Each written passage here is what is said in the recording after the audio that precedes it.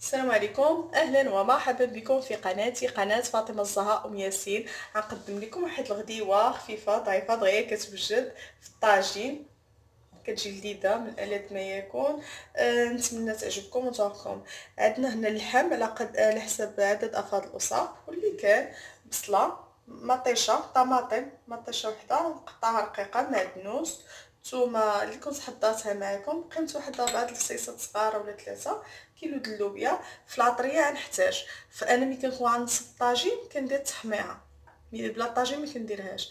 عندي واحد معلقه صغيره ديال التحميره، معلقه صغيره مع مراش ديال الخرقوم، نص معلقه ديال الابزار، واحد معلقه صغيره د السكينجبير، والملحه على حسب الذوق، وزيت العود وزيت المائده. هادو كيبقاو على حسب الذوق اللي بغيتو. حتى العطريه كتبقى كل حاجه كيبقى هذه كتبقى مسائل على حسب ذوق الانسان. نبقاو مع الطريقه، غنشرمل اللحم، نشرملها ونخليها شي شويه عاد نوضها طيب ان شاء الله يا ربي. دير نشرملها هنا نيت ونخليها. غادا نضيف العطريه اللحم ديالنا، تحميره، خرقوم، غنخليها شويه د العطريه الملحه باش نسم بها اللوبيا.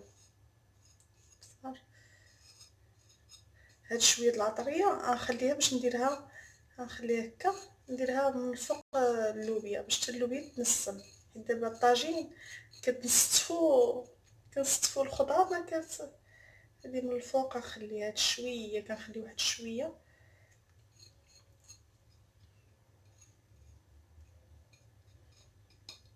باش نديرو من الفوق، نحطها على جنب. غادا ندير شويه د المعدنوس هذا غنخليه نديرو فوق اللوبيا.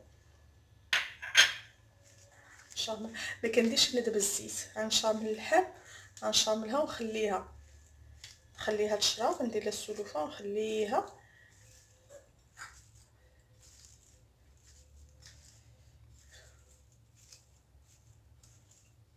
بغيت ندير معاها البصله نديرها، بغيت ما بغيتش كنخليها هكا، كندير لها واحد النقيطه د الماء.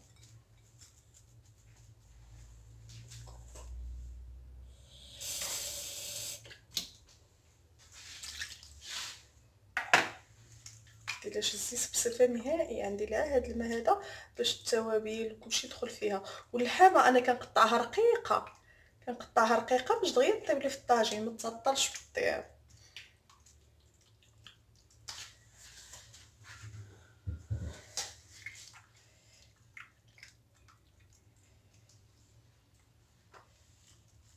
شويه ماء. انا بهاد هاد الطريقه كنديرها في الطاجين، كنشاملو ونخليه حتى من بعد كون جات نشعل عليه لافيه النار وكنخليها طيب، نخليها تشرب شويه العطريه. دابا من بعد ما خليناها تشربت اللحم مزيان، انا دائما كنبدا باللحم هي الاولى، كنبدا بها كنشاملها ونخليها باش ينقضي شغالي، عاد نجي باش كتجي بنينه. كل ما شربت اللحم، شربت العطريه وشربت ديك الاخر، كل ما كتجي بنينه وكطيب دغيا. انا دابا باقا ما ديت الزيت، عاد نستفها، كنقطع اللحم رقيقه باش كطيب لي، كنقطعها صغيره باش كطيب لي دغيا، حيت دابا الا كانت كبيره ما طيبش دغيا. والطاجين كياخد الوقت، نتوما عارفين بطبيعه الحال.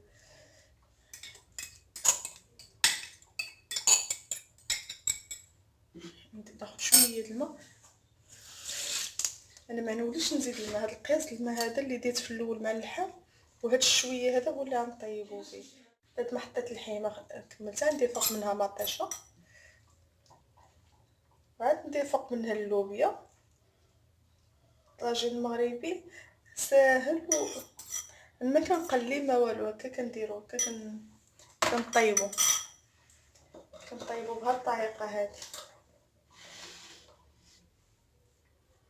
دابا ندير ليه اللوبيا، عاد ندير الزيت في الاخر. بعد ما ستفت الطواجن ديالي كيجي على هاد الشكل هذا. درت له هاد اللوبيا هادي، هاد العطايه اللي كانت باقا لي اللي خليتها شويه كنديرها هكا من الفوق باش حتى اللوبيا ديالي تجي منسمه، حتى هي كتنسم مع ديك البخار وداكشي. وغندير له الزويزه.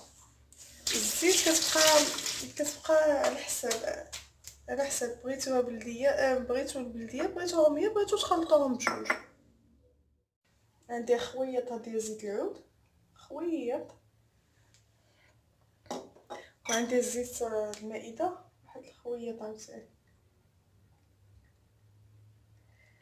ما كنديرش في اللحم الزيت باش اللحم كتشهب العطايه مزيان، كتشهبها مزيان. وعاد دابا ان شاء الله نحطو يطيب على بركه الله. يبقى يطيب على خاطر. كندير تحت منه حديده ولا المقله ولا الشوايه اللي كانت. المهم خصها تكون بعيده على النار، خصو يكون بعيد على النار باش يطيب على خاطر على المهل. ونتلاقاو حتى يطيب ان شاء الله بالصحه والراحه. الشينا كتكون مهيله، وضروري خص المقله ولا شي حاجه، المهم تكون بعده ما بين النار والطاجين باش يطيب بالمهال. وكان عليه باش كيكون الماء قليل، ما كنديروش الماء بزاف باش كيطيب ديك المياه اللي فيه كيطيب فيه، ولكن خص النار تكون قليله. ضروري خص المقله ولا شي حاجه ثقيله بينها بين النار. وهاد الطاجين ديالنا كيطيب ان شاء الله حتى يطيب. هذا هو الشكل النهائي ديال الطاجين ديالنا، كيجي على هذا الشكل هذا. سهل التحضير، لذيذ وبنين، كيطيب على خاطرو. طاجين المغربي. نتمنى يعجبكم ويوافقكم ويكون عند حسن الظن ديالكم. شكرا بزاف على المتابعه والسلام عليكم.